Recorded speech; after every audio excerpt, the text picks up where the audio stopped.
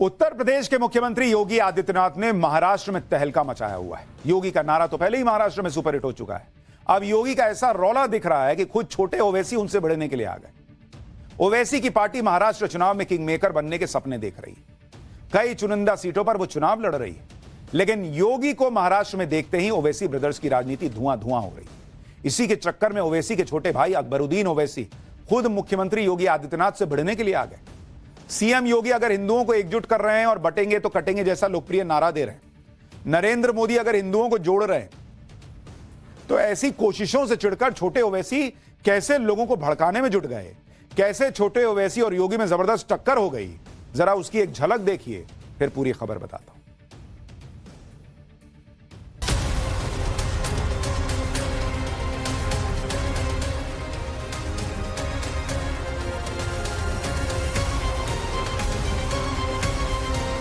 बटिए मत, क्योंकि जब भी बटे थे तो कटे थे।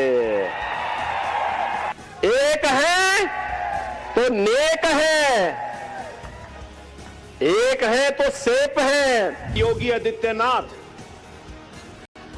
ने अपनी तकरीर में कहा कि बटोगे तो कटोगे। लोग काफी एतराज कर रहे हैं उस बात पर।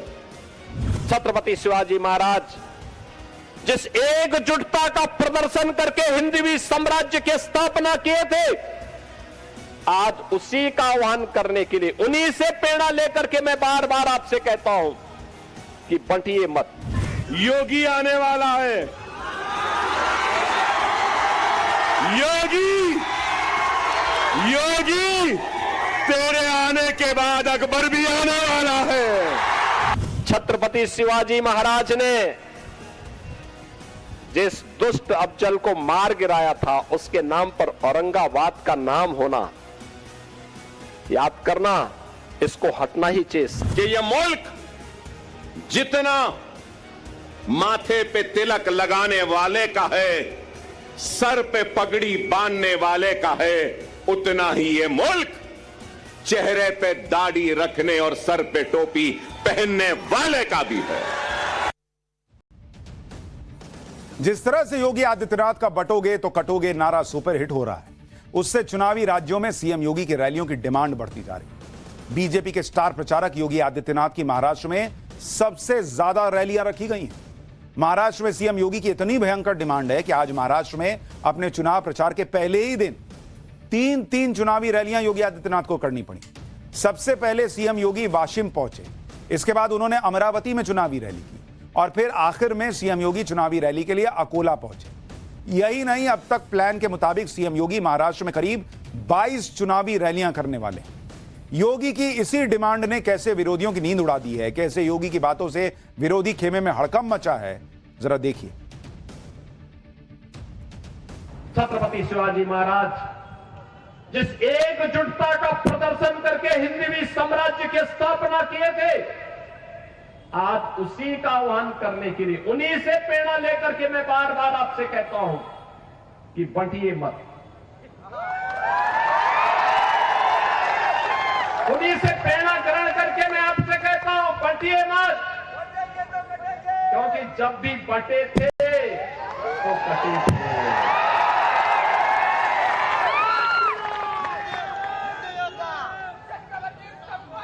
एक है तो नेक है,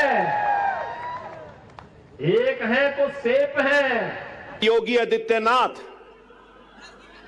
ने अपनी तकरीर में कहा कि बटोगे तो कटोगे। लोग काफी एतराज कर रहे हैं उस बात पर, मगर मैं ये कहूंगा,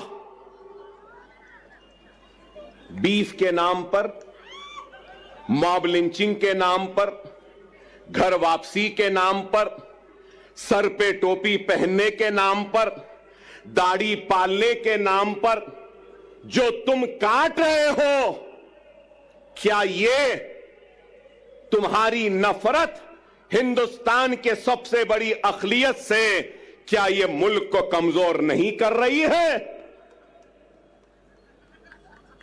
इसका जवाब दो मुझे। अगर हिंदू और मुसलमान को तुम लड़ाओगे, हिंदू और मुसलमानों को नफरत कराओगे, तो क्या यह मुल्क को कमजोर करने के बराबर नहीं है? 10 साल के मोदी राज में अकबरुद्दीन ओवैसी की सोचिए कैसे टोन चेंज हो गया। इनकी पार्टी का नाम ही है ऑल इंडिया मजलिस इत्तेहादुल मुसलमीन, हिंदू तो है ही नहीं उसमें, लेकिन आज हिंदू की भी याद आ गई, हिंदू मुसलमान की एकता की बात कर रहे हैं। जो भाई साहब कहते थे कि 15 मिनट पुलिस हटा लो, बता देंगे हम क्या चीज हैं, उनको आज हिंदू मुस्लिम एकता की याद आने लगी है। अकबरुद्दीन ओवैसी ने योगी आदित्यनाथ के खिलाफ छत्रपति संभाजी नगर की रैली में बोला है, जिसका पुराना नाम औरंगाबाद है। इसलिए आज सीएम योगी भी अपनी चुनावी रैली में औरंगाबाद का जिक्र करने से नहीं चूके। योगी आदित्यनाथ ने छत्रपति शिवाजी महाराज की याद दिलाते हुए मुस्लिम तुष्टीकरण की राजनीति करने वालों की जमकर क्लास लगाई और औरंगाबाद का जिक्र करते हुए कहा कि मुगल शासकों के नाम पर रखे गए शहरों को जिन मराठा योद्धाओं का नाम दिया गया है, उन शहरों की पहचान उन्हीं योद्धाओं के नाम से होनी चाहिए। एक बार सुनिए योगी आदित्यनाथ को, फिर एआईएमआईएम के हमले की असल वजह भी बताऊंगा। छत्रपति शिवाजी महाराज ने जिस दुष्ट अफजल को मार गिराया था, उसके नाम पर औरंगाबाद का नाम होना, याद करना, इसको हटना ही चाहिए। संभाजी नगर के रूप में उसको पहचान मिलनी ही चाहिए। छत्रपति शिवाजी महाराज का संघर्ष हो या संभाजी महाराज का, हमें नई प्रेरणा देता है। और छत्रपति शिवाजी महाराज हम सबको एकजुट करके लेके गए थे, हर भारतवासी को अपने साथ जोड़े थे, अपने सेना का हिस्सा बनाए थे। योगी की बातों से ओवैसी ब्रदर्स इसलिए भड़के हैं क्योंकि महाराष्ट्र में मुसलमानों के प्रभाव वाले इलाकों में ओवैसी की पार्टी एआईएमआईएम ने 16 कैंडिडेट भी उतारे, जिससे ओवैसी ब्रदर्स महाराष्ट्र में किंग मेकर बनने के सपने देख रहे हैं। ओवैसी की पार्टी जिन सीटों पर लड़ रही है, उन 16 सीटों में से 10 सीटें ऐसी हैं जहां मुस्लिम वोटर 20% से ज्यादा हैं। मालेगांव सेंट्रल में तो मुस्लिम वोटर्स की संख्या करीब 78%। संभाजी नगर की 2 सीटों पर भी मुस्लिम वोटर्स की संख्या 40% के करीब है। इसी तरह भायखला में भी 40% से ज्यादा मुस्लिम वोटर्स हैं और 2019 के विधानसभा चुनाव में एआईएमआईएम ऐसी 6 मुस्लिम बहुल सीटों पर दूसरे नंबर पर रही थी, जबकि 2 सीटों पर उसने चुनाव जीता था। मुस्लिम वोटर्स को पूरी तरह से अपनी तरफ करने के लिए असदुद्दीन ओवैसी ने अपने छोटे भाई अकबरुद्दीन ओवैसी को खुली छूट दे दी, जो महाराष्ट्र विधानसभा चुनाव को मुस्लिम वोटर्स के लिए सुनहरा मौका बता रहे हैं और मुसलमानों से एकजुट होने की अपील कर रहे हैं। सुनिए अकबरुद्दीन ओवैसी को। मेरी बात को सुन लो, महाराष्ट्र की तारीख में ऐसा सुनहरा वक्त नहीं आया जो अब है। अगर हम मुनज़्ज़म, हम मुत्तहिद, हम एक, और अगर हमारे 10 एमएलए आ जाएंगे,